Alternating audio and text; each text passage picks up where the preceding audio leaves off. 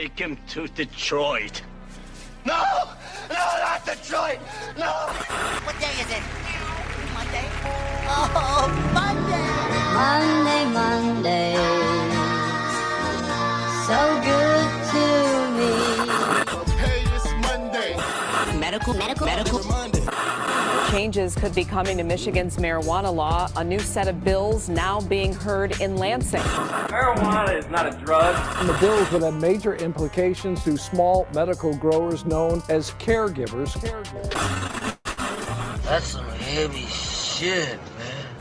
Small pot farmers in California say the state is not standing by its promise to protect. Big companies were supposed to be limited, but some have stacked hundreds of licenses. Stop hitting me so hard. Created a cartel, essentially. You have an industry allowing for businesses to operate like cartels. But it's a Monday. Harm has been done by the fact that we didn't legalize it back then. Well, I don't know if there's any harm that's been done. There was people getting arrested, there were people getting thrown in jail. I mean, that counts, doesn't it? What kind of joint is this, man? Smoking marijuana all in public. You would think that shit was legal. We the Pistons in the 8, 9, and 9. Oh, bad boy, bad boy. Just another medical.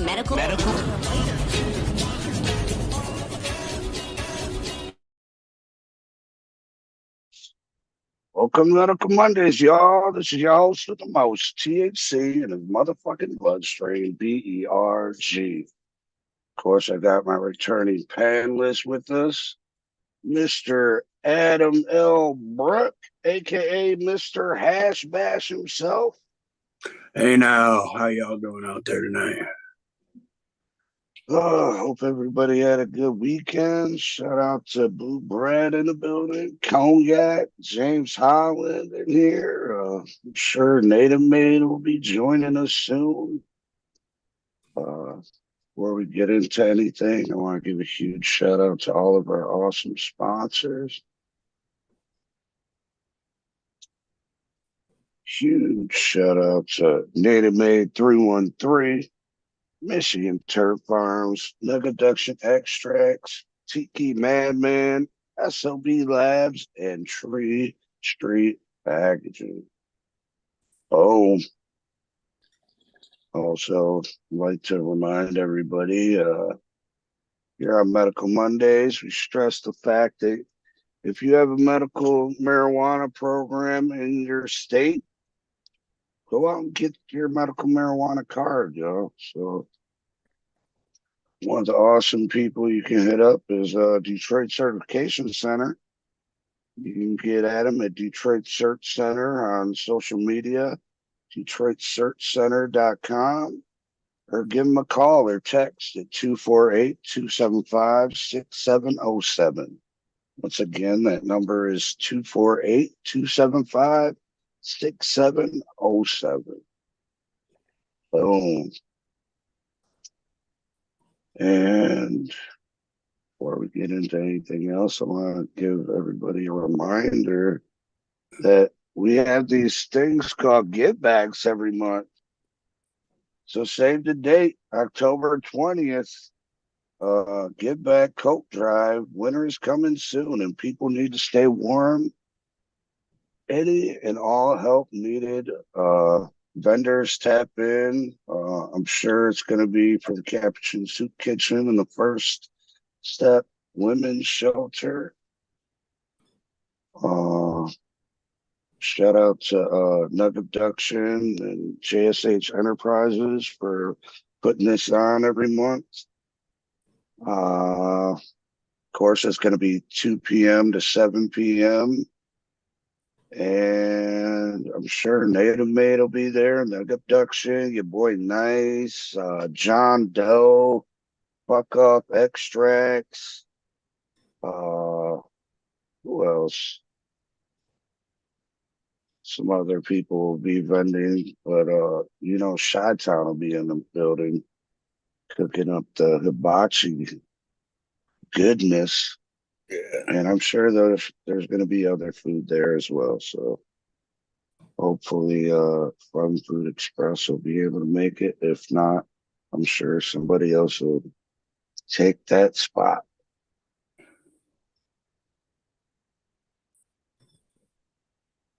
$21.7. What does that mean? Lions game. Oh shit, Lions. Oh shit. So I guess we're winning. I was going to come on, but something's fucked with my TV.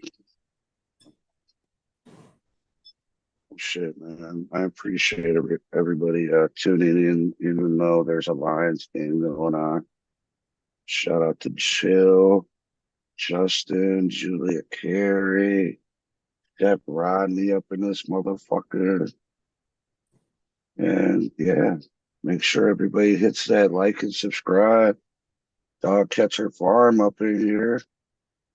Still waiting on that cherry pie, man. Cherry pie, bro.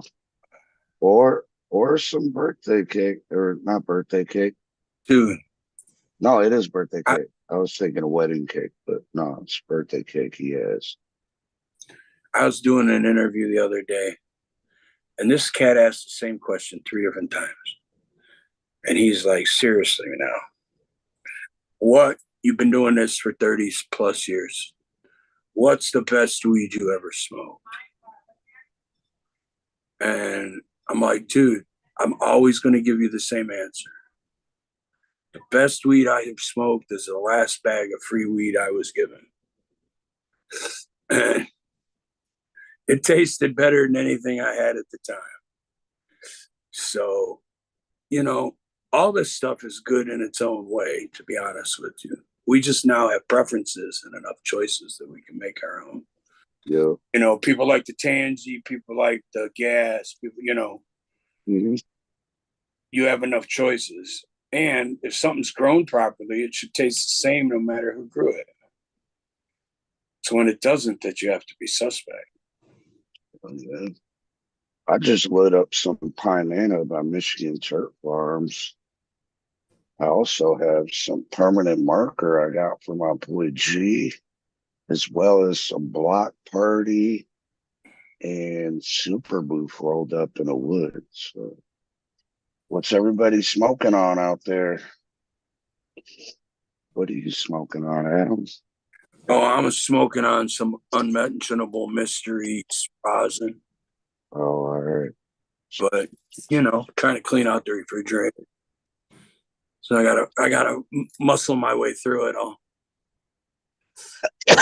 Yeah, I mean, as far as your statement goes, I can't really agree with you, man, because I've gotten plenty of free weed that was fucking straight up bullshit, and I ended up just giving it to somebody. Well, yeah, but they thought it was good. Yeah, no, they did. I mean, it's all about your perspective. And I'm not going to hurt your feelings and tell you gave me a bag of bunk. I'm going to thank you. And when you ask me, hey, how'd you like that, whatever, I'm going to tell you I loved it. It was great, man. I really appreciate it. It came in handy. I had it in the car with me, and, we went to wherever, and there it was. And, yeah, I really liked it. It was perfect for the moment. Whether I liked it or not, or can remember it or not, that's what I'm going to tell them. I'm sorry. But some people's product stands out, I just hate the people that fucking give you weed. They're like, I need an honest opinion. Right. Don't be nice and da da da da da. And then you tell them the you truth. can tell them, yeah. I'll tell them, yeah, it was all right. 9 times out of 10, I'll feel bad for telling them it's straight up trash. They'll be like, oh, it wasn't bad. Right. You know what I mean? But even then, they're like, oh, and then they'll never give me fucking weed again. Right. No, I get, that's why I hate talking about that stuff publicly, because I don't want somebody not to give me something because I said something about their product. If I don't want your product, I'll tell you, hey, you don't need to waste it giving it to me. I got plenty. Thank you. Right. What Or well, my whole thing is you don't think you're gonna improve in any way, shape, or form since the last batch. You know, you don't think. I know growers, and the growers that I know always strive to do better than the last. And not even competing with other people, just competing with themselves. You know what I mean? Like, but they know when they have a standout product. And for them to come at you with something less than what they're claiming it is, or because they came out with something that was fire, the next crop wasn't so good, and they don't say nothing. No, yeah, I hate that shit. And the growers that I know that grow fire, fucking, they know when it's hit or miss. Yeah, and they'll still give me some shit, but still, I've had instances where it's like, oh man, this ain't as good as the last batch, but I really can't talk about people on your show, but I really want to. There were companies that were using. What company, Adam? I'm not speaking on no companies. I'm just explaining this business model. There were companies that had multiple growers. Start with the L? No, there were companies that had multiple growers. And you had to think about it. You automatically answered, and then you were like, wait a minute, dude. So you could tell when when the crop was coming from somebody other than who you thought it was coming from. And it was close, but it wasn't perfect. Yeah. And I get disappointed when people give me weed and they're a grower and it ain't even their fucking weed. Right. It's like, why didn't you, like, you could have said, like, hey, I didn't grow this, but this is what I got right now, or something like that. I tell people what I think of their product, and when they come back at me and want me to take more from them, I don't say no necessarily, but I'm kind of shocked that they don't, or that they do. Now if they come and say, hey, I know what I showed you before you weren't impressed by, but this is really impressive. And it is, okay, I'll tell you that. I want to be honest with you, but I'm not, when you come up to me 6 months later, I'm not going to remember your product from somebody else's, unless you were smart enough to write your name and number and all that crap on the product so that I could call you the next day or week when it ran out and say, hey, you got more of that? You're muted. But there's some people who don't even label the product. They hand it to you and tell you what it is. Yep. Don't even put it in the bag. It's in a regular fucking, I'm supposed to know because it had a Z on it, or? I got a handful at an event. They're like, here, man, this is whatever. It's what's the weirdest thing you ever got a fucking sack in? Yeah. I have one, and I don't think you have gotten the same type. But what's the funniest thing, or the weirdest? Well, no, it was a box, but it was like a tampon box. The guy used to put it. He was this guy was nuts. He'd recycle everything. So any cardboard, anything. No way. Yeah, Wow. he'd recycle it. And what he would do is he'd walk the weed to the car. You picked up a quarter pound. It came in a 12-pack cardboard container. And he taped that little piece shut that he would open so he could get the cans out. And you wanted an ounce, he brought it in something else. There were all kinds of food products, and he put it in a grocery bag for you, and he thought he was slick as hell, this guy. And I just thought it was funny as could be, because all you had to do was sit in front of his place for a day, and you could see. Oh, yeah, I'm sure. It looked like a grocery store going out the door. Right. Whatever. But yeah, we used to get we'd call each other and say, "Hey, man, what'd you get your shit?" And so, but yeah, crazy boxes is the weirdest thing I've gotten it in. I got a sack and a tortilla before. Oh yeah. Well, so we put tortillas in the big bags in order to keep them moist. Yeah, but that's what I got my sack is. I get it. And then for a while after that, I'd always be like, I'm about to roll up a burrito. Right. There you go. But yeah, I got a quarter ounce and a fucking flour tortilla in time.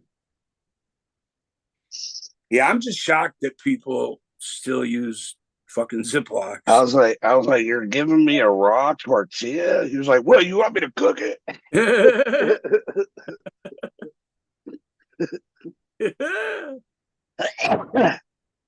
That's funny. Yeah.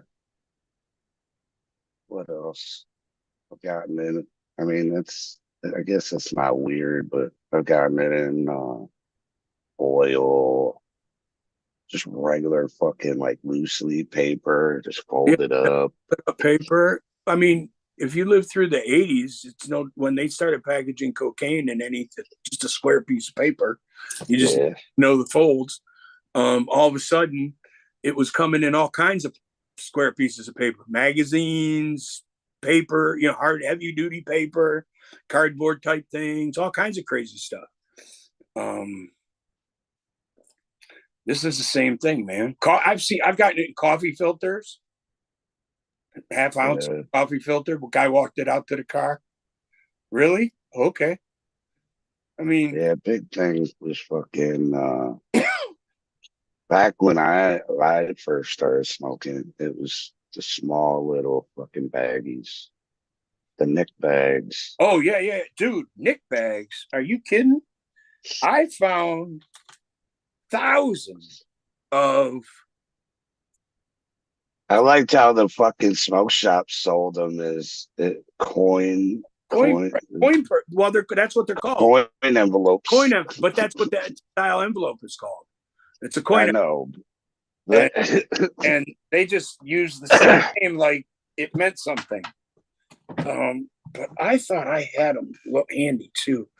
I found little bags that were no bigger than 3/4 of an inch. Chill said that he got an ounce of blue cheese in a McDonald's cup. Yeah. I've got it. All different kinds coffee of cups. Yep. With lids. Yep. Yeah. But yeah, so I found thousands, dude, of these 3/4 inch bags by 3/4 inch Ziploc bags. You're selling crack? No.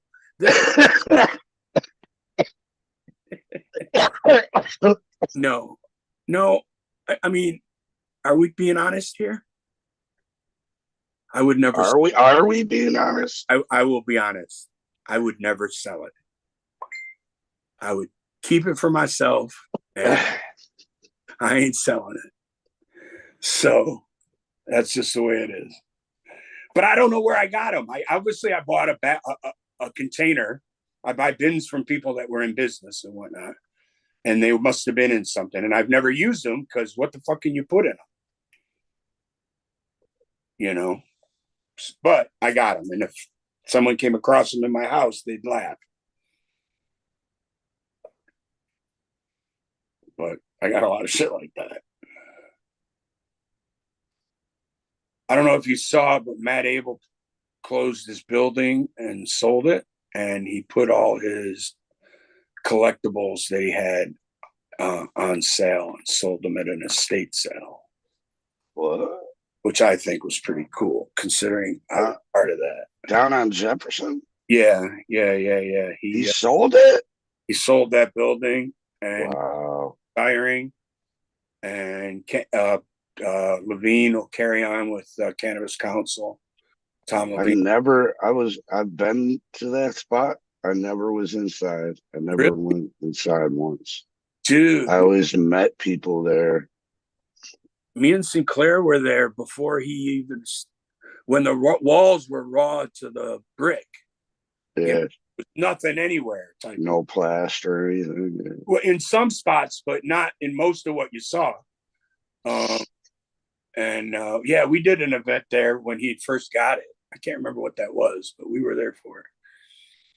But that building, he put a lot of money into it and made that place a really awesome spot. And I went to a lot of events there and did a lot of things in that building. Crazy. No, I heard it was a cool spot. Yo, yeah. Never got to go inside. We used to have our Friday night club meetings there. And, I'd get to see some pretty cool people that, would come and pay homage. So that was cool. To walk through his building, it was like a museum. And it was cool. He used to take T-shirts and frame them. Yeah. And hang them on the walls. And I got lucky. One of the shirts of me was framed on his wall. And it was like free Adam Now shirt, and from when I was away, as we say. And I actually got pulled over on 75 and Mac, right by the McDonald's there. I fell asleep in my car, which is not uncommon in Detroit to come up to a light and see someone nodded out. And I don't know how many rotations I was there through, but at some point traffic was heavy. The light was red. It turned green. I woke up, saw red and blues, 5 cars behind me. So I pulled forward into the gas station or into the McDonald's. He pulled up behind me. I'm like, yeah, I was going to get some food at McDonald's. He said, do you know how many rotations of that light you were out? And I'm like, no, I don't know. He said, my blood sugar might be a little low, but I'm feeling okay. And then a sergeant came over and she took my ID and comes over in my car and says, I know you from down on Jefferson. You sure you're feeling all right? I'm like, yeah, I'm feeling great. I had just come from the dab house. I was high as a kite and I was on pain meds. And I nodded out at the light. Sorry. But she was really cool. She was like, well, get yourself something to eat and drink and make sure you're okay. I'm like, well, I can call someone to pick me up if you think there's a problem with me driving home. And she's like, no. If you feel you're all right, blah, blah, blah, blah, blah. But she said she knew me from down on Jefferson. And I'm thinking, how can this woman know me from Jefferson? Well, because there's a T-shirt of my face and who I am hanging in the halls of his office. Oh, no. And what up, Chelsea? So, what up, Chelsea? Hope you're doing well. So, yeah, it's... I don't see anybody. I don't think anybody in here answered. He said what the fuck they're smoking on. Mockingbird, what up? What up? Dandy, oh shit. I haven't seen Dandy in forever.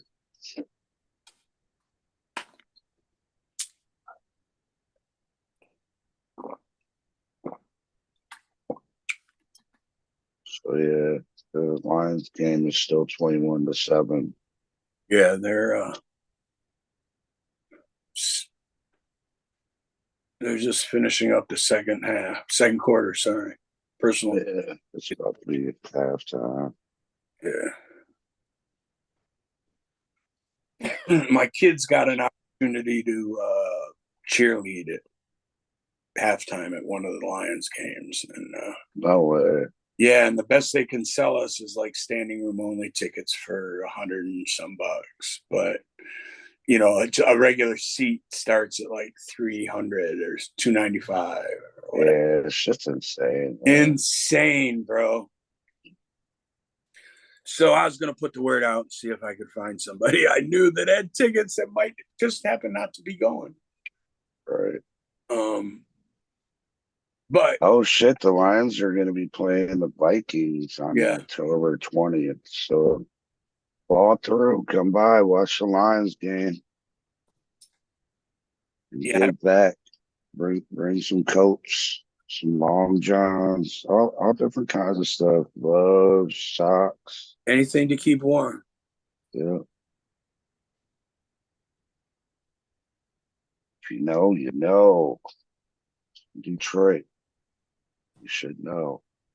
Yeah, Chili smoking some Halle Berry. Oh shit! Mockingbird Media smoking some, dabbing some RS11 from Michigan Turple. This is fucked up. Purpology. Purpology, my bad.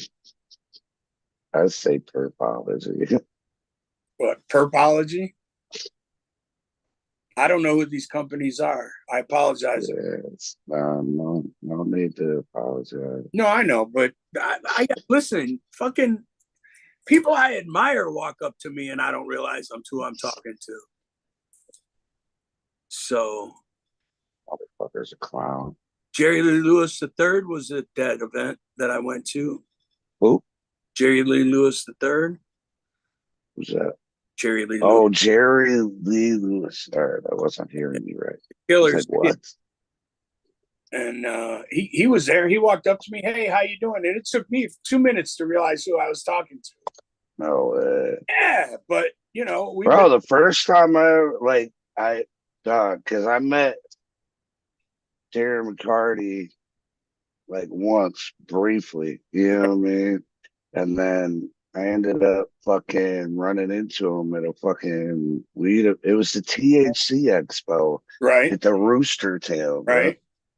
And I seen him, and I was like, oh shit, I don't want to be no fanboy type shit. And like, I looked the other way, and then I looked back, and he was like right in front of me. He was like, "What's up, Bert?" I was like, "Oh shit, he knows." Funny, he knows me, right? He knows who I am. My big thing is when they're sitting doing what they're doing, or meet and greeting, or whatever, and they got a line of people. And all right, R.I.P. Pete Rose, but this is exactly how I met Pete Rose. I was with another major leaguer at a card show. We were signing. We had the ability to go behind, quote, the curtain. We walked around to where Pete Rose was signing, and we walked in the exit. This major leaguer, old, 70-year-old man, walking through to see his buddy, Pete Rose, who as soon as he gets to the door where there's a security guy that won't let him in, Pete sees him and says, "Hey, come on in." So I walk in with him, of course. That's when I met Pete Rose, and these two guys were like two of the biggest lowlifes in baseball, but they were buddies. They wrote a book together. Hilarious. Yeah, but he passed today, 88, I think they said. But fucking Jimmy Carter's going to be 100 tomorrow. That's crazy, man. Which, Bro, it was like fucking 2-3 years ago. Maybe it was longer, but it feels like only 2-3 years ago. I seen him on some fucking news broadcast where he was fucking out building fucking houses for fucking homeless people. Habitat for Humanity. He was huge over here. Yeah. No. I did graphic design for them fucking back in 96 and 96 or 98. Yeah, he's probably one of the coolest. He was the first president born in a hospital. How about that? And that's crazy. And it was a psychiatric hospital because his mother happened to be an RN there. Wow. Where's Kit Carter from? Georgie. From God damn it. I can't remember where in Georgia. I want to say Macon, but it's not. It's I forgot. Bro, he was so far ahead of his time, man. Yeah.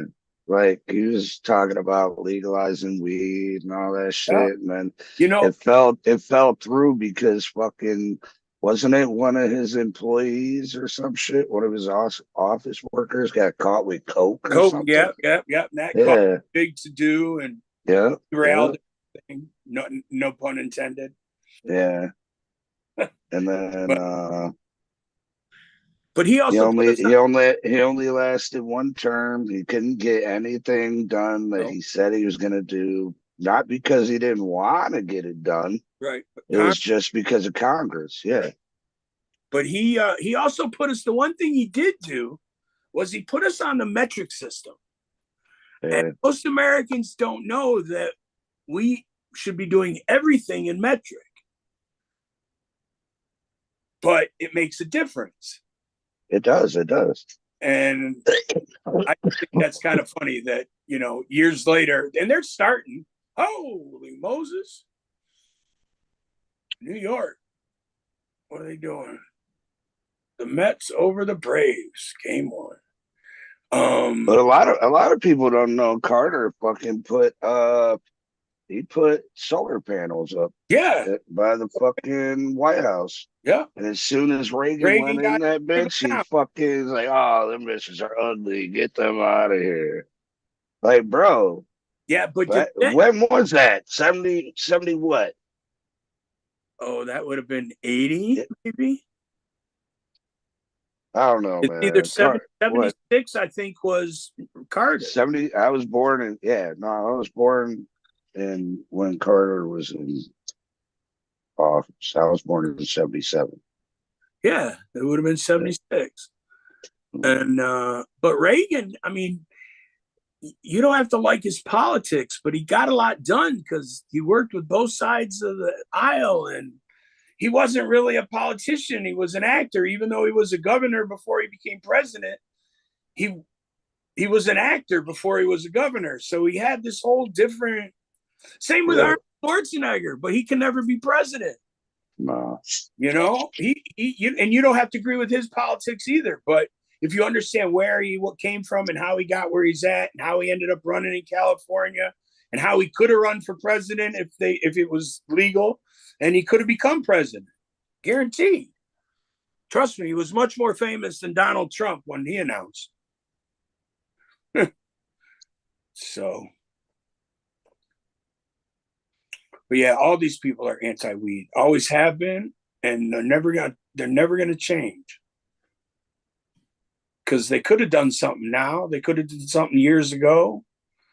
They could have, should have, and would have. And now they're looking to get paid. As soon as they get paid, they do something.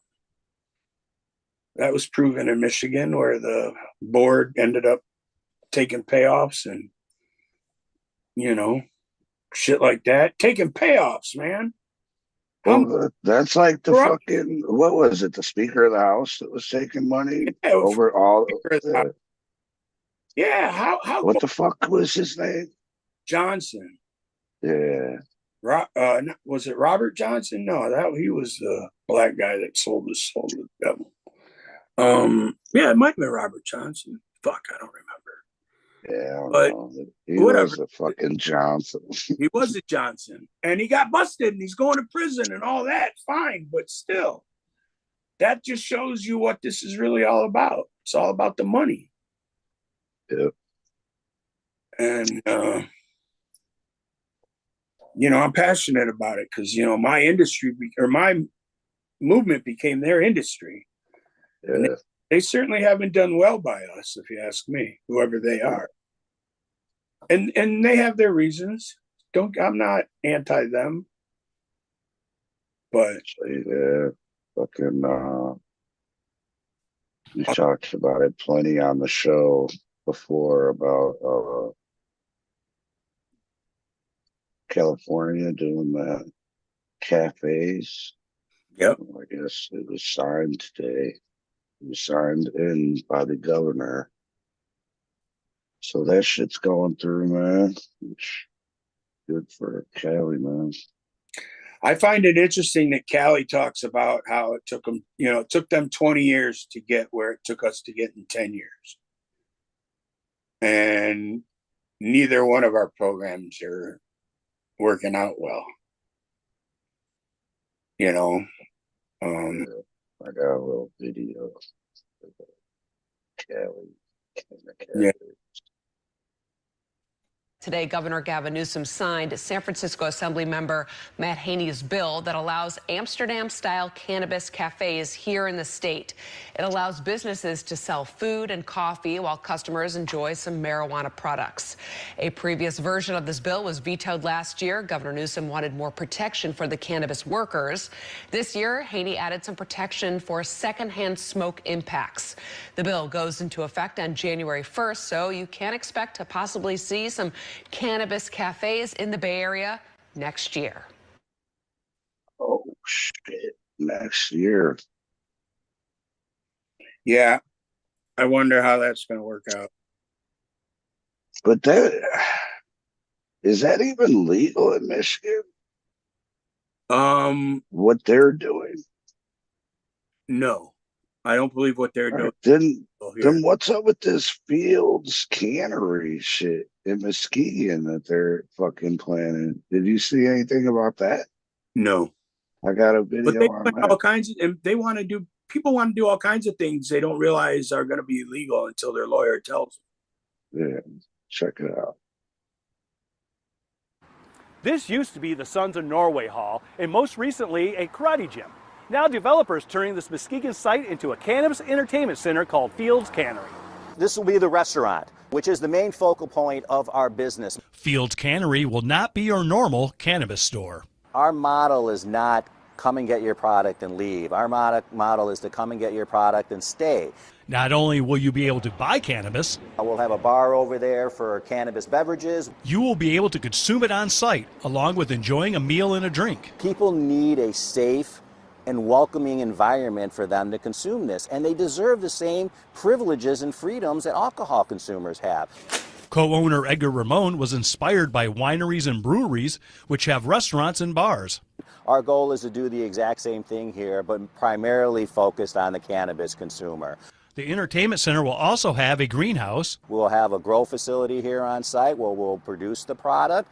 A dispensary. We'll package the product. We'll sell the product. And an indoor and outdoor smoking lounge. You can consume the product here. Ramon says people in the neighborhood are excited. Because there really isn't anything within walking distance for them, not only for cannabis products, but for food and beverage, for the restaurant experience. He believes this complex will be the future for cannabis consumption. Nowhere in the world, and I've been to Amsterdam and all over the world, have we seen where all these licenses fall under the same roof. It's exciting times. Ramon says Fields Cannery should be open in early 2025 and is hoping for a 4/20 Marijuana Day grand opening. All right. I can't see how that's legal under state. Me neither. That's what I'm saying, bro. Like everything about it.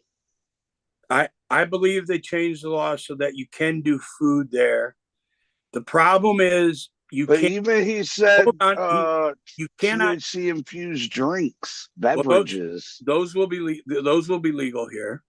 And here's my issue: you cannot bring your own cannabis into a licensed consumption lounge. You can bring that has a licensee in there selling cannabis. Oh, that's my understanding, that if there's someone there selling cannabis with a license, you can't bring your own in. Only their product can be used there. But no BYOB. Yeah. Them buds. But I mean, they got to make changes to the law. They got to allow these things. They're already happening privately. So they're missing out on the taxation of that license. And what they had before just wasn't viable. You couldn't, at one point, the only thing you could do was consume cannabis in this place. And you had no way to have any return on investment for having this space and maintaining it.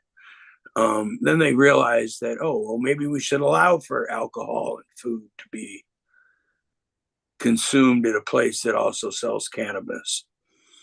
Duh. But it's Michigan. It's a crazy place. I mean, I don't expect much from it, but I do still want to go to Amsterdam just for the experience.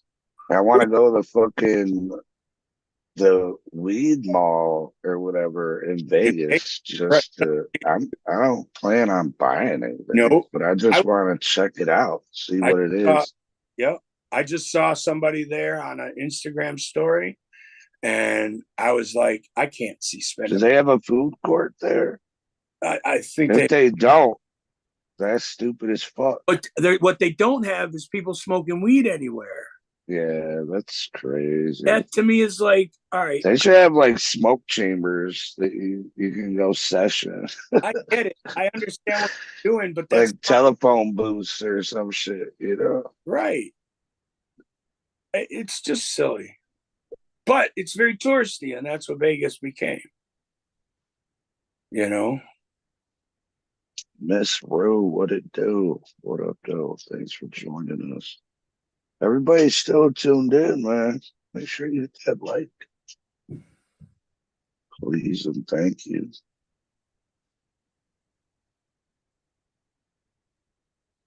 But yeah, I'm going to Amsterdam in November, so we'll do the show from there a couple times.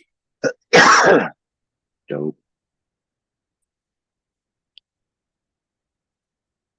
But even Amsterdam, I've been going for 30 years. We're celebrating my 30th year going to Amsterdam. So I started in '94 when I was High Times Freedom Fighters, Freedom Fighter of the Year. And that came with a free trip to what was the first ever open to the public Cannabis Cup, which was the 7th annual Cannabis Cup. So 7th annual.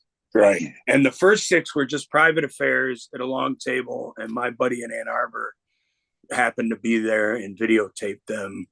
And I've seen them. And it wasn't what it even was when I was there. Because when I was there, they had entertainment and other things connected to this 1,200 people they brought over.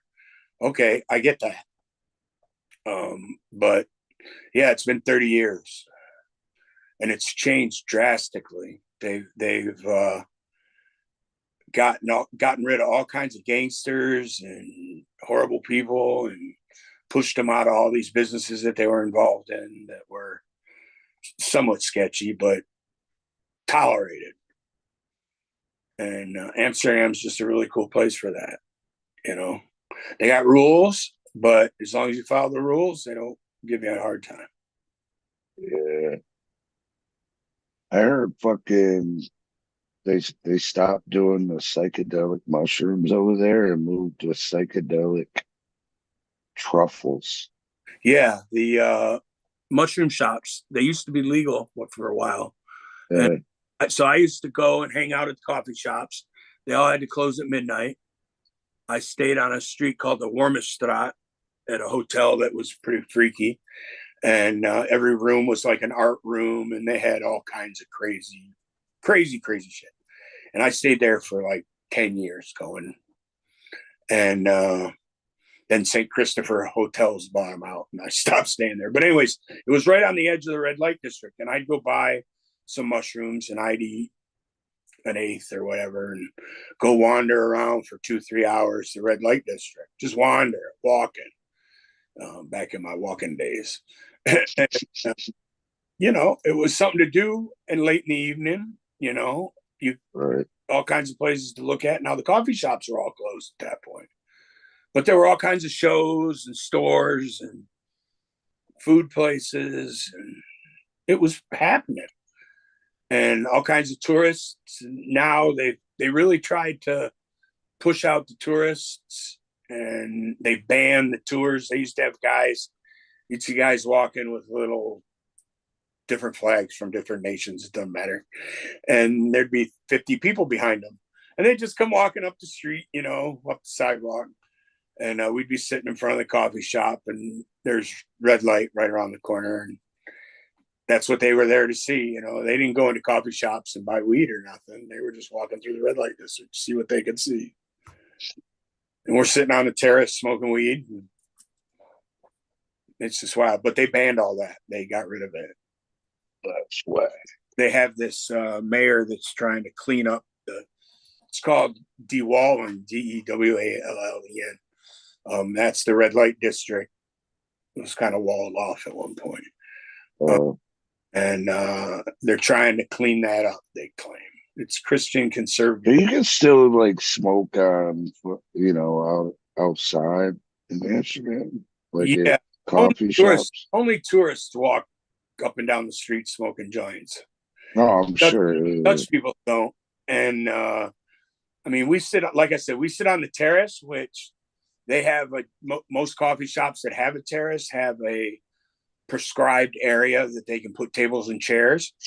And you can't go outside of that or it's a big fine. And as long as you're in there, nobody cares what you're doing. Now, you can't have tobacco, interesting enough. So a lot of people like to roll their spliff with tobacco. And you can take a cigarette out of your pack.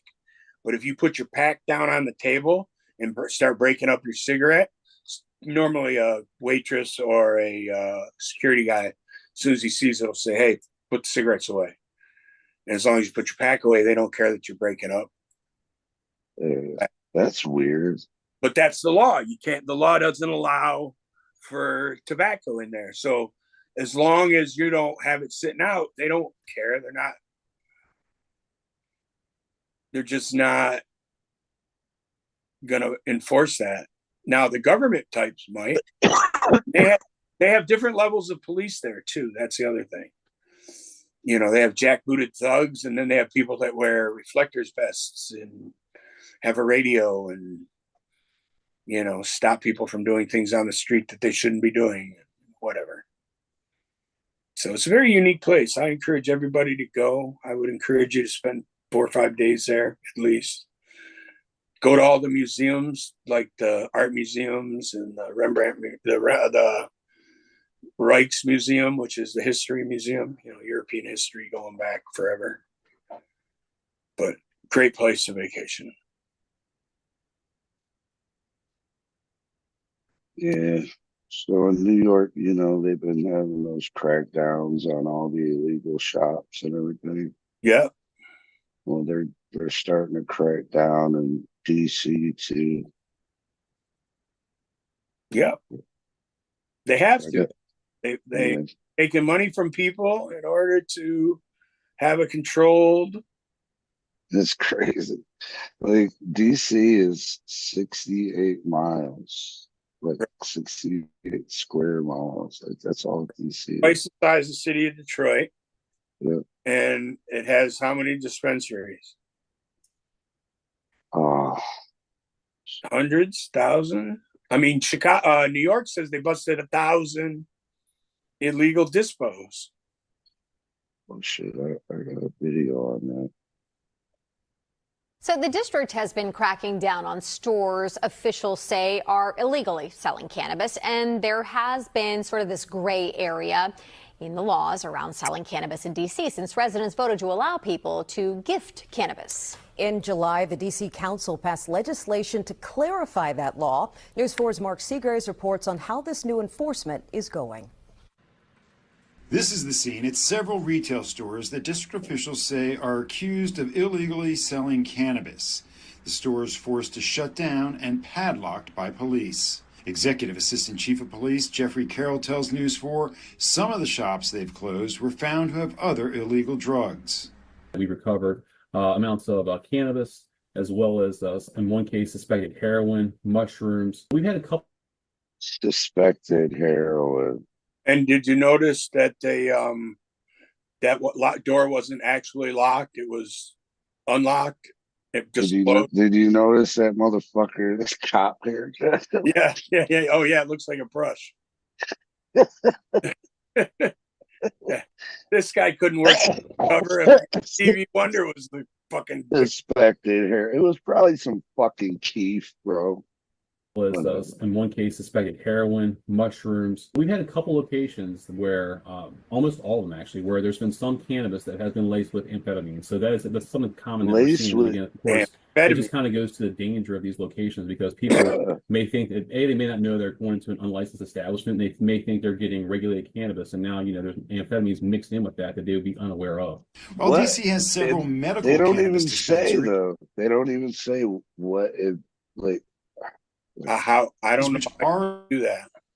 illegal to operate, it is illegal to sell recreational cannabis in D.C.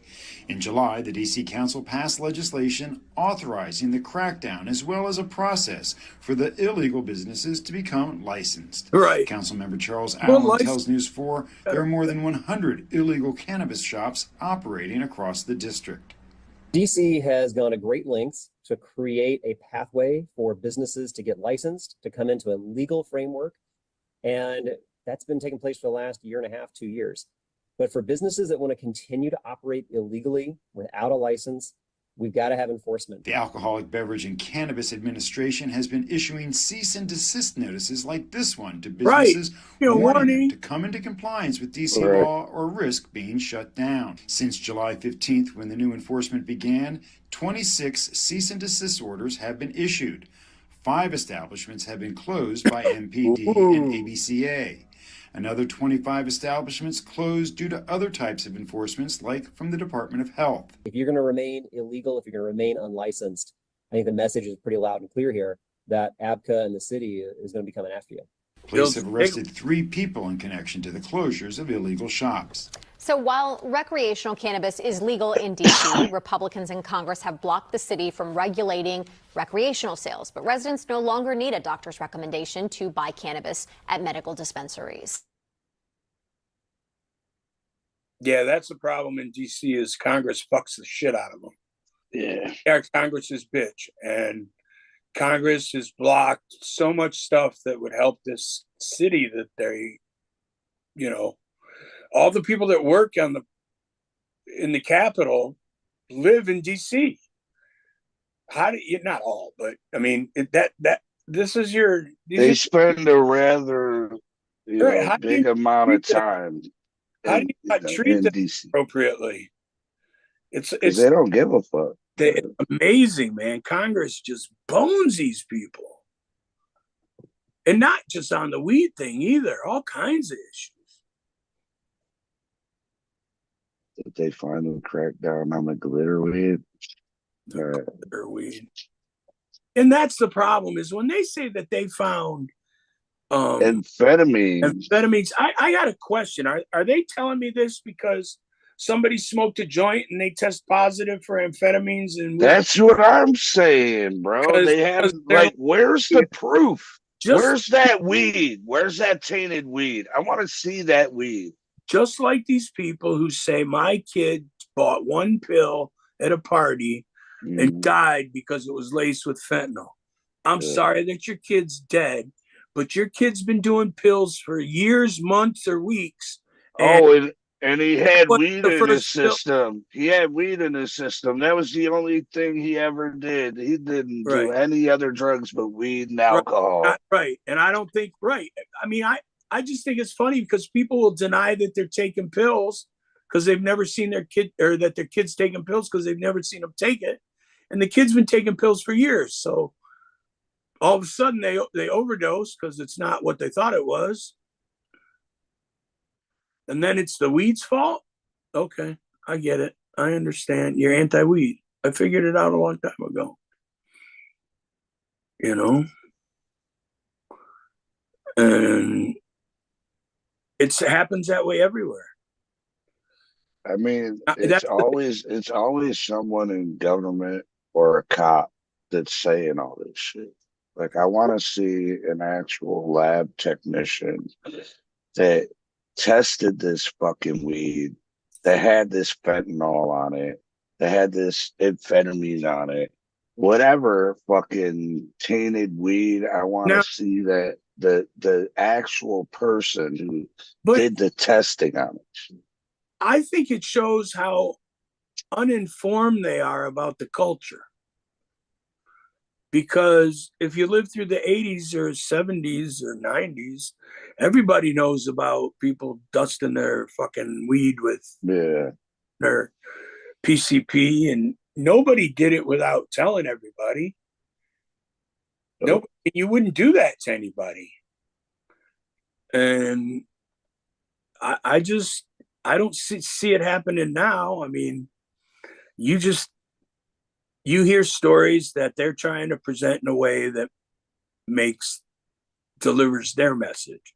Not necessarily this is 100% true, in my opinion. You know, and you hear that all kinds of things. Government officials not telling the truth. Well, that's the issue, man. Is they, you know, come on, the cops can lie to you, but you can't lie to the cops. Yeah, that's legal. I mean, it's legal. Okay, let it be legal, but why can't it be fair? Why can't I lie to the cops? No, I feel you there. Or why can't they not lie to me? You can go either way. I'm good with it. I'm an equal rights person. Has equal rights. I believe if a woman walks up to a man and pops him in the mouth, she better know what's coming. Because you know, if you want equal rights, I'm gonna give it to you. You don't have to hit nobody. This whole violence thing, I mean, it has its place, but people are too quick to hurt people nowadays. It don't make no sense. Man, I think a lot of people haven't been hurt. They never got their ass beat, and that's why the fuck they're acting the way they are, because they're fucking privileged fucks that I agree. Didn't have to grow up a certain way. I agree. Their parents didn't whip their ass, let alone somebody else. Right. Yeah. I really think that's what's wrong with a lot of this younger generation. Well, they have this entitlement that they haven't earned. And what's worse is their parents haven't earned it, which then put them in a place that they may have it. You know what I'm saying? It's kind of like real royalty, where you know the princes know the game because they grew up in it, and that's their life for generations. You know, now where's your boy at, man? It's 10-10 now. Oh no, send him a message. So Vermont paused their licensing. Did you hear that? I did, actually.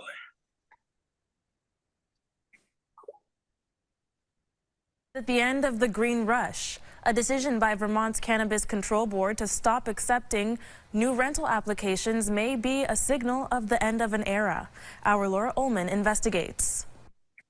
Everyone had that same kind of green rush mentality. In just under 2 years, Vermont has issued just over 90 retail cannabis licenses. We had no authority to establish any sort of guidelines or regulations around retail siting. But now, Vermont's Cannabis Control Board has the power to write rules to influence geographic distribution based on population. We had a concern that once we started articulating what our plans were for retail establishments, that it might exacerbate this problem of retail saturation. So they're no longer accepting new applications for retailers or Tier 2 cultivators, for now.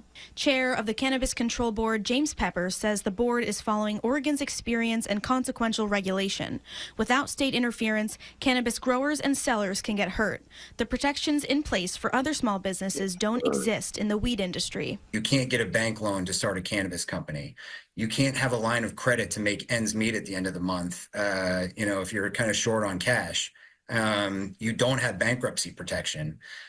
You have to pay exorbitant taxes. You can't write off the normal, business expenses that you would if you were any other business.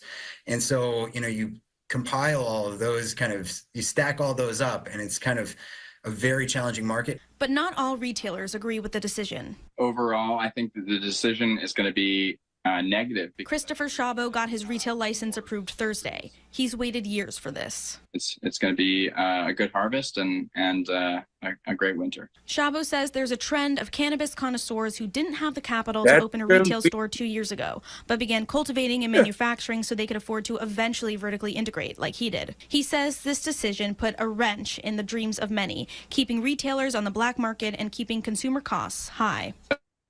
So before it was even legal, he was growing. Right. And he was trimming wet weed and leaving. I believe that more dispensaries and more competition is good. Only 2 retailers have gone out of business since October 2022. With 10 applications still pending, dispensary dreamers wait with anticipation to make the looming deadline. Those looking to apply for a retailer's license or a Tier 2 cultivation license have until November 15th before the Cannabis Control Board stops accepting new applications. Damn. They'll still probably have a couple hundred. Right. I mean, how big is Vermont? Vermont ain't that. Vermont's not that big. No, it ain't. I know the senator from Vermont. What's his name? Patrick Leahy.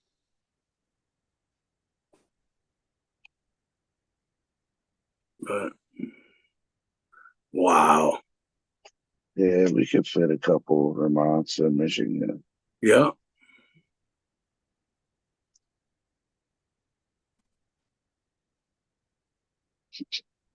We could. So what stories you got, man? Oh, well, if it's my turn. Let me pull my shit up. Well, there was one other story, but it's kind of depressing. I don't even know if I want to talk about it. It's kind of depressing, you say? Well, it was in Cali, man. Like, I guess it last night. Like an overnight security guard got shot and killed At a dispo? at a dispo in Cali. Yeah, Where in Cali? Oakland? I want to say so. Yeah. Why you got that story? No, those are pretty dangerous places. That's not uncommon there. No.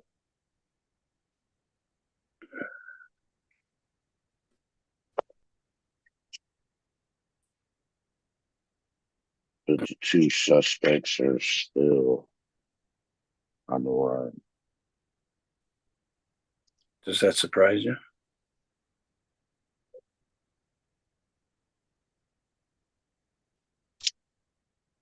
Well, so yeah, any good stories? Yeah, I just got to get to them. I'm there. But trying to remember the one that came in that last week when. Oh, like right after the show. Right after the show, it's like you get off the show and all of a sudden the best news story you could ever talk about hits your inbox, and you're like, "Boy, I wish I could have talked about this on the show." Is this it? Black market marijuana goes unchecked under Michigan's law. Oh, what? A legal loophole cemented in place through a recent Michigan court decision has allowed the state's black market cannabis operators to go relatively unchecked. Nearly a year after the landmark Court of Appeals ruling, Michigan's illicit market dealers have an economic edge. In a 3-0 opinion, the court ruled in October 2023 that Shalan, what a nightmare, Kebou, Kejbou, Kebou, Shalan, who was growing more than 11. I'm laughing because that's usually me. Right. Was growing more than 1,100 marijuana plants without a commercial license and protecting those plants with a 12-gauge shotgun and dogs, could not face felony charges due to the voters passing the 2018 Michigan Regulation and Taxation of Marijuana Act. We call that MRTMA. Instead, black market dealers like our friend could only face a 90-day misdemeanor charge. The ruling, which the court admitted was unjust to the state's legal market, has created. Where was this? In Michigan. I know, but it doesn't say specific. Where it's from and stuff. Yeah. Just Michigan. Yeah, it was the just says Court of Appeals, so it doesn't even give me a district or anything.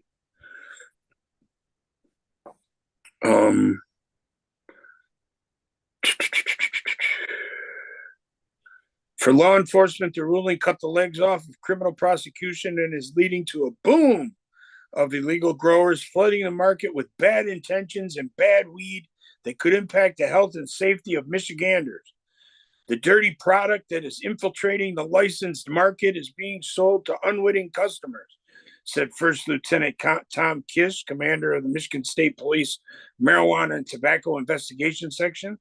I have real concerns about organized crime coming to Michigan more than it already has, and the violent crime that will follow. We're talking multi-million-dollar operations. Once we're talking about dollar amounts like that, people are going to get shot.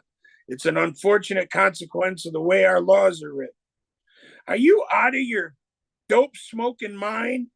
I mean, first of all, forget about the threat of crime and all this nonsense. They have no idea what happens when they legalize marijuana because these people don't even know anything about it. But the fact that they think that people have bad intentions and that there's dirty product that is infiltrating the licensed market. No. Licensees are bringing dirty product from California into our market. This isn't caregivers selling them dirty product. Or even fucking growing bullshit, remediating it, and then fucking getting it tested. It comes back positive, and then they swap it out, man. With their whole grow that they got, they already got like 3 other fucking non-legal grows to the one. Right. They go on with the Michigan market is lucrative already. The state is on track to sell more than $3.3 billion in marijuana in the legal market this year, with consumers averaging a monthly weed expenditure of nearly $110, well above California at $37 per person monthly. Michigan established an expansive network of marijuana processors and retailers make clandestine operations like this guy they're talking about and other valuable, especially if there are no potential criminal charges.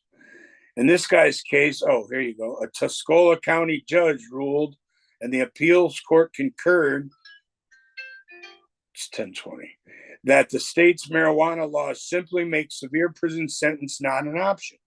The state's legal marijuana laws were designed to reduce felonies for marijuana possession and growing. The punishments often viewed as draconian and severe from the state's Act 368 of 1978 that included up to 15 years in prison for processing more than 99 pounds or 200 marijuana plants, no longer applied thanks to the voter-passed MRTMA. After their appeals court decision, there's been reduced interest from prosecutors involving marijuana cases, Kish said. They simply do not feel there is a mechanism in place to follow through with a criminal prosecution. The court ruling effectively puts up a sign at the border, grow your dirty weed here. The state's basement low marijuana prices are likely impacted by the influx of illegal and untracked marijuana in the legal system. The average price for an ounce of marijuana flower in August was up $80.14, up from the lowest price on record of 79.70 cents in July, according to the data of the Michigan Cannabis Regulatory Agency. Prices have fallen since legalization in 2009. The average price for an ounce of flower was $116 in August of 22 and more than $400 in August of 20. Those price declines are driven by oversupply. The market is already saturated with a number of plants, the number of active plants being grown by legal growers in the state up 40% year over year in August to 3.83 million plants. That's just in the legal market.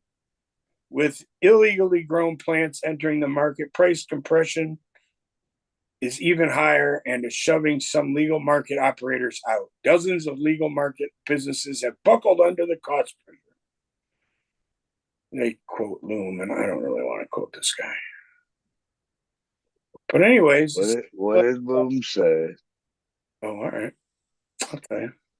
David Morrow, CEO of the state's largest marijuana grower, Loom Cannabis, said the inability to stymie illegal grows is a disincentive for many growers to operate above board. They are sending a clear message that the following rules and being compliant is optional, Morrow told Cranes. The last time I checked, paying our licensing fees and excise taxes are not optional. Very few cannabis operators follow all the rules, he says. Boy, he's a snitch, too. Messages. Come on, man. What are we talking about? County and Oakland County were not returned on the subject. Green without the threat of orange jumpsuits. Talking about this guy in Calhoun County. This is kind of interesting because we had talked about this. The Kajobu, we'll just say that, conundrum has left law enforcement up in arms. A 2023 raid in Calhoun County around the time of the Kajobu ruling involved a group of Chinese nationals importing and exporting thousands of pounds of marijuana from a warehouse in Albion. Resulted in no criminal charges. The weed in question was being grown and stored in deplorable conditions, including mold and dog feces. According to Michigan State Police records obtained by Cranes through the Freedom of Information Act, the marijuana held a street value of more than $28 million. We thought this. What? Yeah, all the weed they found. We thought this was a great case, felony possession with intent to deliver, along with the safety concern. The conditions were deplorable, Kish said. This case is a disappointment for us. We've lost a lot of traction. There's no disincentive to do this, and if you're caught, do it again. Do it again. It started in Illinois. A state trooper pulled over a rented Chrysler Pacifica in Sangamon County near the state capital of Springfield. The driver, a Chinese national, appeared to be nervous, according to the police records. The driver informed the officer he had flown from New York to Omaha and was driving to Michigan. He didn't know who he was meeting. He only had a cell phone number and an address. Police said inside the vehicle, officers discovered black bags containing 193.8 pounds of marijuana packaged in 170 vacuum sealed bags. Coordinating with the state police, Michigan State Police, Illinois State Police allowed the delivery to continue. The van made its way to a nondescript building northwest of downtown Albion. MSP cased the joint, that's pretty funny, and raided the property days later. Officers had to air out the building before entering as the smell of decaying plants and mold spilled out. A dog chained inside it defecated on the floor, according to investigative reports accessed under the Freedom of Information Act. The building, officially licensed by the state to grow 6,000 plants for medicinal use, held 9,298 plants and 236 pounds of packaged marijuana. The relative street value of that cannabis at the time would have been in excess of $28.3 million. These people are just stupid. Yet the operator, Hung Rui Enterprises, operated by Kevin C., a Chinese national and accountant in New York, had never made a legal market marijuana sale, yet had to pass a safety, and its weed never passed quality testing, according to CRA. It's expected the operation attempted and failed to grow quality mold-free marijuana for the legal market, instead turning to the illicit market, including importing and exporting black market marijuana to and from Michigan. The Kajobu ruling. So where it was in Albion. Where was it coming from? It was going to They were shipping it all over the country, I believe. From there. From Albion, yeah. The Kajobu ruling came down in the middle of the criminal investigation and railroaded the MSP's attempt to criminalize the operations. C and the group of Chinese nationals, many unwittingly participating in the crimes, faced no prosecution after the court ruling, and the Calhoun County District Attorney dismissed any and all charges. Of course, attempts to reach C via email and cell phone were unsuccessful. The CRA, which filed a complaint against Hungary last month, likely in an attempt to revoke the operator's medical grower license, declined to comment on the case or issues posed by the Kajobu ruling. Doug Mannins, partner at Detroit law firm Honeyman Miller and co-author of MRTMA rules. What? The guy he co-authored the MRTMA rules. What does that stand for?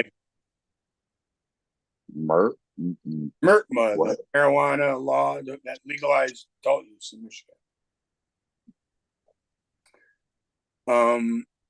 Said the appeals court interpreted the law correctly, but eliminating the felony consequences for large-scale illegal operations like Hungary and Albion, was never the intent. I also think that the case illustrates that the penalty provisions of MRTMA likely need to be amended, Mans told Cranes.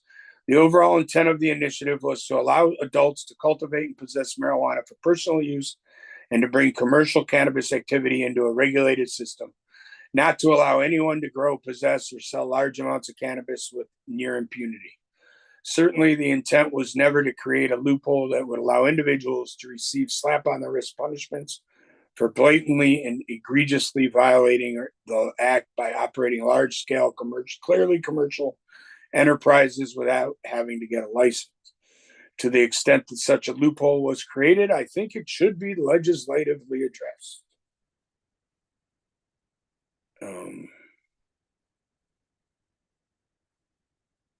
But yeah, they tried to seize the guy's buildings. Looks like on the back. But yeah, I thought that was kind of crazy. That so how big was the fucking grow? Oh, his grow was what I say it was 9,200 plants. It was supposed to be 6,000. But they're throwing out there that it was rotting and mold and all this crap. You don't know if that was just when they raided or what. And shit it and like, was there like dog shit everywhere, or was right when they got raided, the dogs shit themselves because you're fucking because you flashbang. Yeah. And the other one I found was, why is everyone but the youth smoking weed? Cannabis use is up among all age groups except for kids. But why? Whatever. I read an article about Did you read about that? A couple weeks ago. Yeah, I thought that was real interesting. That no, especially like seniors, like the numbers of seniors. And I personally think it's just the seniors are finally admitting to it, because a lot of the seniors smoked weed back in the day. Yeah, and they're just like coming out of the closet per se. Well, about their weed smoking. Illegal, right? Exactly, yeah. So I mean, don't give a fuck. Like, oh, do you smoke weed? Yeah. I just recently started again. You know what I mean? Right.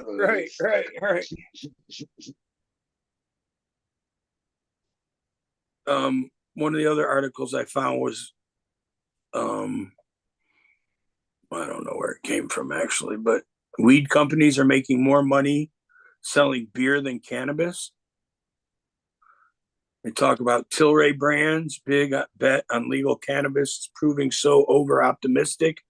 It is now relying on the alcohol market it once aimed to disrupt, because the market for beverages are tough.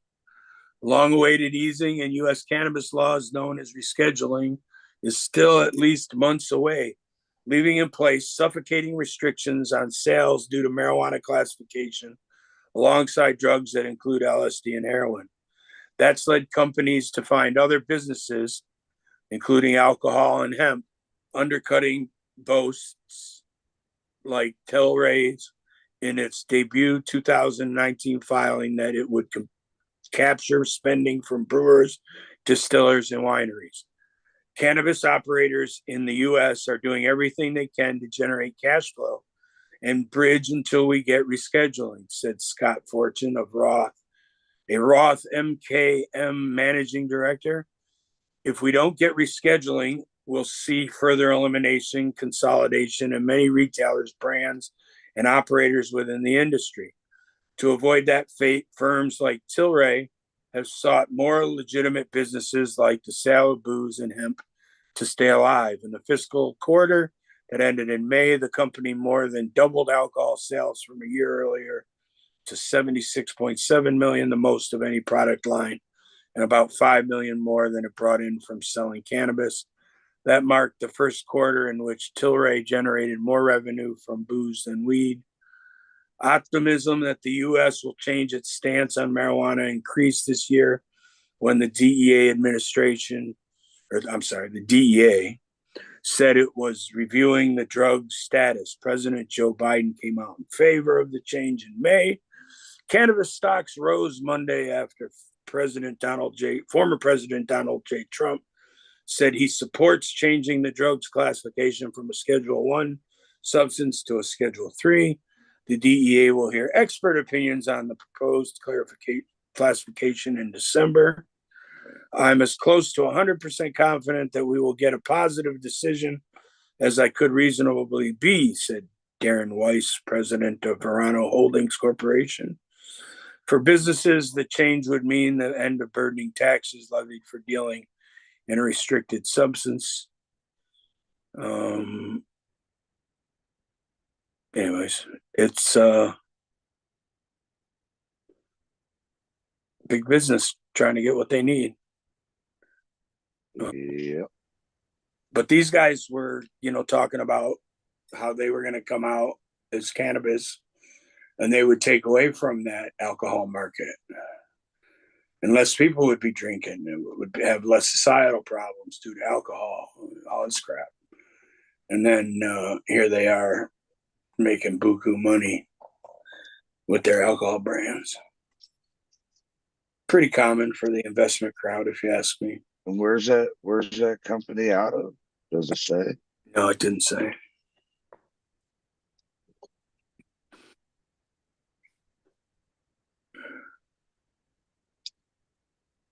It did not say.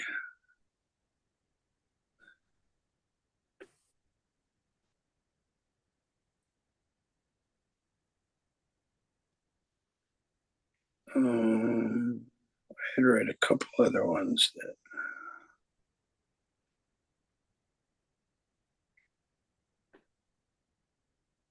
Did you even send him the link? I did. And I sent him a note to say, hey, you coming on? And I never heard back from him. Come on, man. What are we talking about? Yeah, that's about how I feel.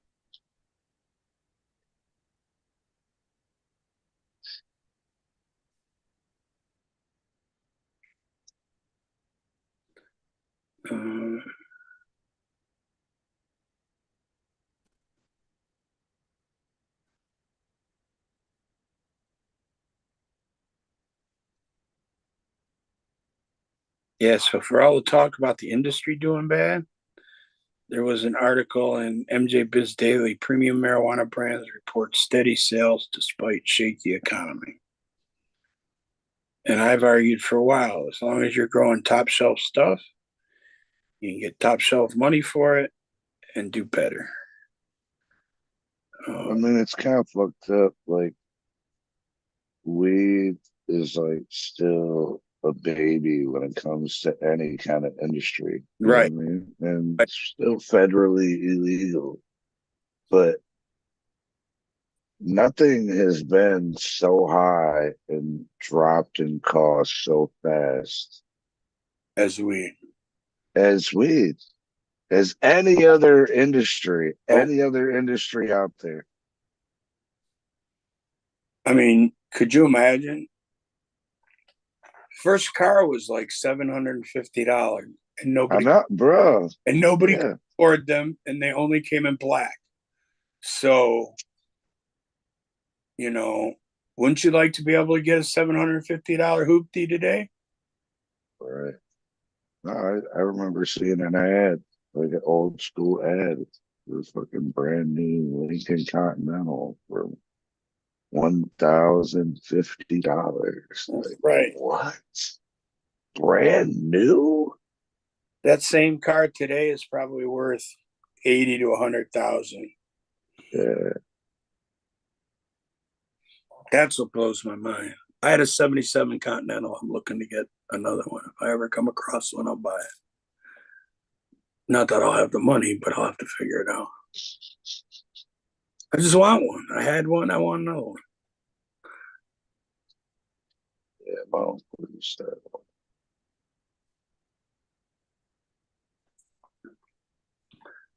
But yeah, I think it's interesting how the weed stories are exactly what you would think they are. However, they just still seem not to get it. You know, they're pointing out different companies. It's all industry stuff. They have no concept of what the non-industry people are doing, but they're going to allow the industry to blame the black market, which I'm sorry, but the black market can't be that big of a cut into your action. Right. Just doesn't make any sense.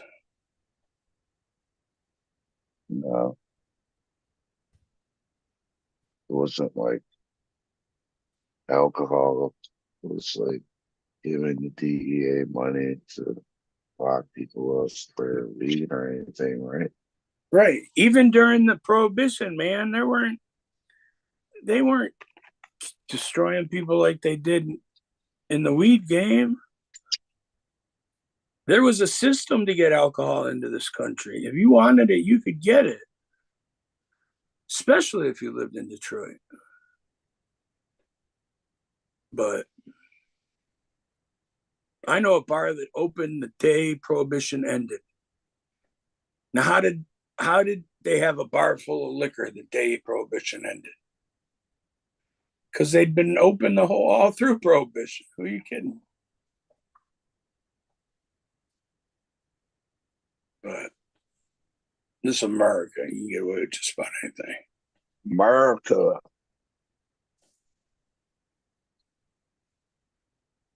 So yeah, Oregon voters are gonna be able to vote on whether cannabis workers will be able to unionize. They're gonna make it. Apparently make a law about it, man. That's cool. I mean, I figured the only reason you need a union is because there's a problem. You know what I'm saying? If there aren't no problems, why would people want to? No, yeah. I mean, there's certain companies that just they're corporate, you know what I mean? Yeah. They don't people who work there are just a fucking number. So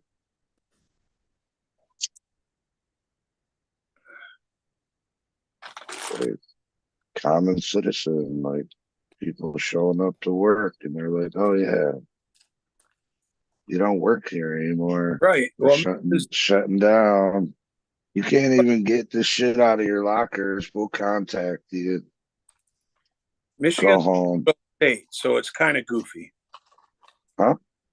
Because Michigan is an at-will state, meaning you can be fired for any reason at any time, you can lose your job. The problem is these bigger companies that, you know, in order to, I believe it's like different limits. If you have 50 people, you have to do something a certain way. If you have 100, yeah, no, definitely. You have to have a certain amount of employees, and there's right, and it doesn't matter steps to that shit. Doesn't matter if you're unionized or not. And that's the way the employment thing works. But I can see these companies having unions come to them, or their employees saying, well, we want a union because we can't get safety features. We can't get, you know, proper pay, whatever the issue is, you know. I don't have a problem with that. I can't imagine a well-run place would need a union or union workers.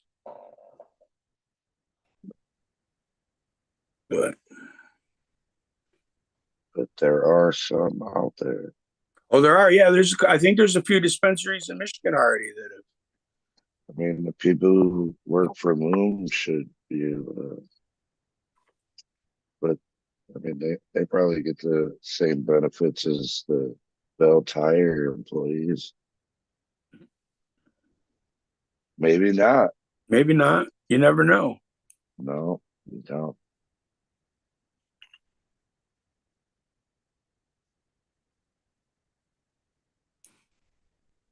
But yeah. So I guess they're trying to pass House Bill 3183. That's to pass a state law that'll allow all cannabis places to unionize. Yeah. Oh no, that was for last year. The new bill is ballot measure 119, United for Cannabis Workers Act. That's what they're trying to pass. So I guess it's going to be on a ballot this year for Oregon voters. Well, everybody should go out and vote. Even if you don't agree with something, you should go vote no. And if you're in Detroit and you're voting, vote for Richard Clement for school board. Free the weed. Free the weed. Yeah, can't forget about that.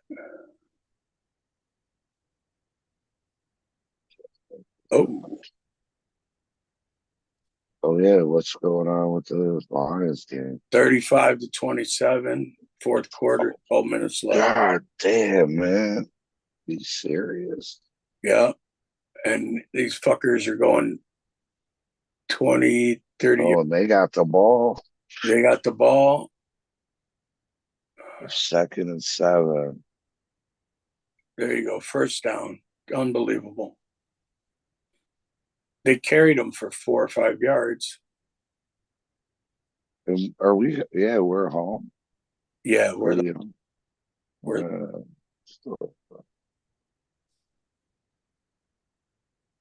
big hole. Yeah, man. Tigers are fucking doing it. They got a game tomorrow. Yeah. My dad's been watching the games. Yeah. We'll see.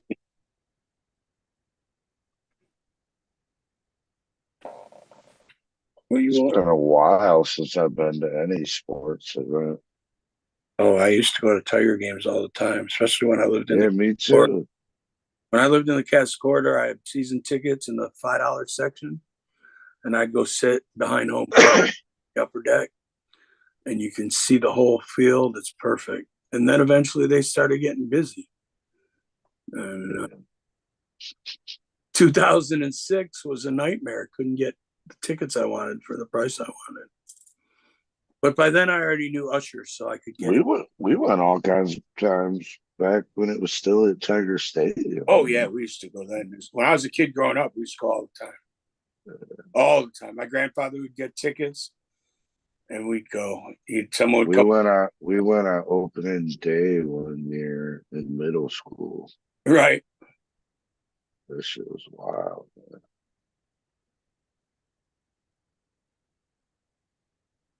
Those were the days.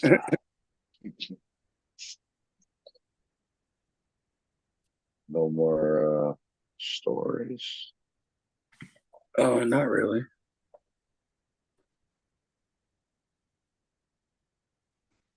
Not really. I would encourage people, if you want to enter the Hash Bash Cup, to plant your crop now or soon. Think it out. Entries are due March 8th. March 8th. Judges' kits are going out March 9th. March 9th. Hash Cup is April 4, 5, and 6. Awards. You hear that? You hear that, dog catcher? Yeah. Award show at 8 p.m. on Saturday. Bands all weekend. It'll be cool. What's the dates this year? April 4th, 5th, and 6th. Oh shit! April Fools. Hash Bash is April 5th. The Cup is 4, 5, and 6.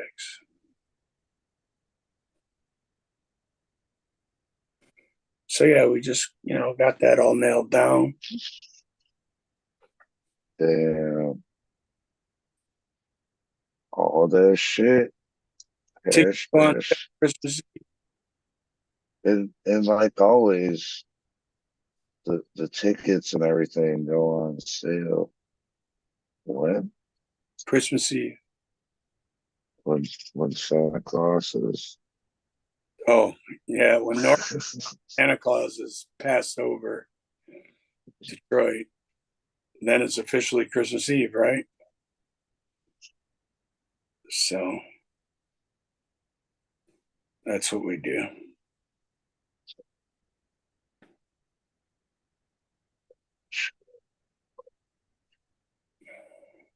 There'll be all kinds of new opportunities this year. We look doing some interesting stuff. So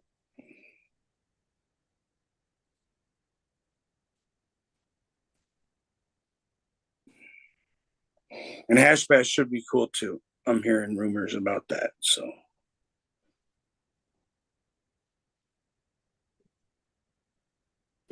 I got a lot of things I got to worry about, but most of it's easy.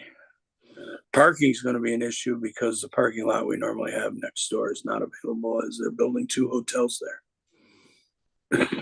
So yeah, there's another robbery in Oakland where they just smack. I wonder if they were connected. Man. Smash and grab. I would think so. I mean, isn't that the new thing now? Yes. Shit's depressing, man. Oh. Yeah, you got to be able to do something to them, and they're not. They're letting them go. Yeah.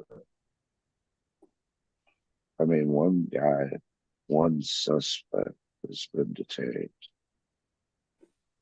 Well, they raised the amount what felony theft is. They've raised all these amounts over the years. Used to be like over $100 was a felony. Now I think it's 1,000. Well, that's the biggest fucking cannabis story I see is how California passed all the cafes and shit. Was the thefts. It's the thefts and then the passing of the fucking cafe bill or whatever the fuck it is. So,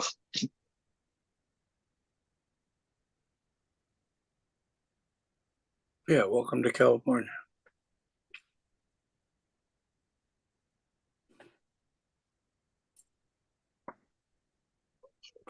cars ramming into fucking dispos.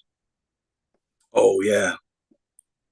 Well, in Oakland. They're just This is not Oakland. They're all it's just cinder block walls. Come on now. They used to do that. They used to do that at Woodmere Liquor. Right. They would fucking ram a fucking. They'd steal a fucking pickup or some shit. And, yeah. Go through the alley. Go through smash into the back of it. Before they had GPS on them, remember when they used to steal the fucking ATM machines with they'd go. Oh yeah. They'd get a high loader. Before they had cameras and everything, yeah. They'd find a work site down the street. Internet. Yeah. Man. I miss the old days.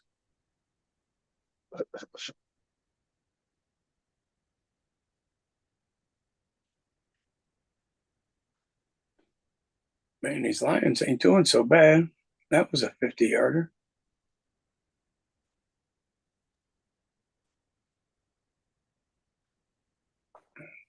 Eight minutes to go, 8:20. So I guess MJ Biz Daily launches a survey that you guys can go check out about diversity in the In U.S. cannabis? industry. Uh, And I guess the primary goal is they're seeking to better understand the role of women and minorities in the U.S. cannabis industry. I wonder if they've done that in other industries, or they just pick on us. Sure, they fucking. I mean, this is MJ Biz Daily. No, I know. You know what I mean? So I've been in this a minute, and I can tell you honestly. You don't think they did that in other industries, though? No, listen. 30 years ago, yes, they did. 30 years ago, there were no women coming up to me asking me to speak at the Hash Bash. Okay, just like there were no female CEOs, or it was very rare back then. I mean, it changed. Things have changed, but you can't look at the cannabis industry and accuse them of anything. They're in its infancy. I mean, I know a lot of minorities that work for cannabis companies, or part owner type shit, you know. Yeah. But they want to make a big deal about the tight shirts and the short skirts that are working the dispos. They want to make a big deal about inappropriate relationships that may be happening. You know, those things happen in every industry. Why are you giving us a hard time? It shouldn't happen in any industry, Adam. It's just shut up. It shouldn't happen anywhere. But it shouldn't. You know, listen, if you ain't gonna say every other story is about California and their cannabis cafes. Oh yeah, that was a big story of the week. I think it's going to save their industry. U.S. health authorities need to play a larger role in cannabis policy, the news report says. Well, that's what's going to happen, hopefully. Yeah, I know. Yeah. Doesn't matter what the DEA recommends. It doesn't matter what Health and Human Services recommends. Matters what Congress does. And if they want to deschedule it, they can. And that's what should happen.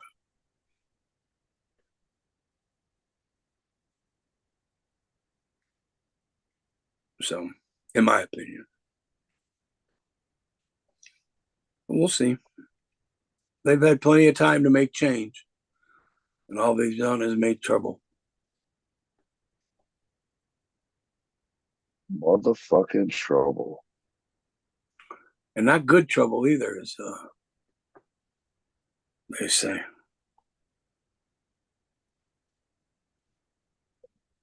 But get out of here, man. Yeah. What? I was just going to say, with all we've done, we still move the ball forward. And that's what's important. Changing attitudes every day. And we're about one generation to die off away before the haters will be gone for the most part.